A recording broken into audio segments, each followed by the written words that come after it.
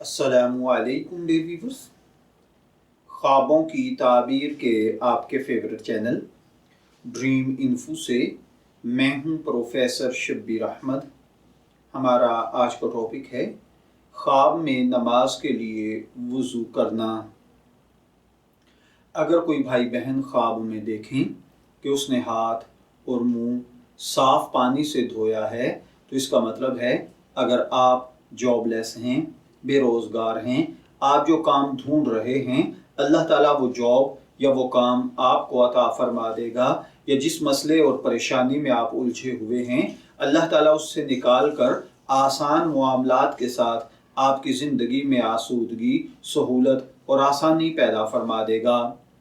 ख्वाब के अंदर वज़ू करना अपने मकसद को हासिल करना है। अगर कोई देखे कि उसने नापाक पानी से वज़ू किया है तो इसका मतलब है खुदा न खास्ता आप जो काम करना चाहते हैं उसमें उलझ जाएंगे या जो काम कर रहे हैं वो पूरा नहीं हो पाएगा।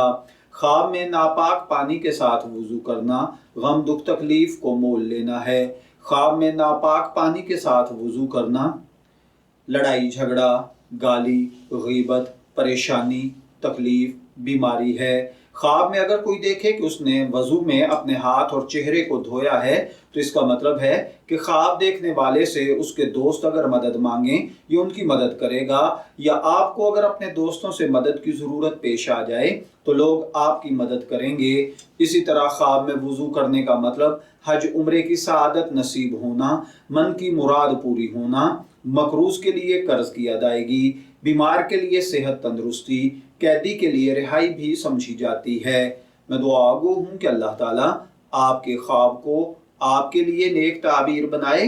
ड्रीम इन्फो से शब्बीर अहमद को इजाज़त दीजिए, फिर हाजिर होंगे किसी नए टॉपिक के साथ। तब तक के लिए अल्लाह हाफिज़।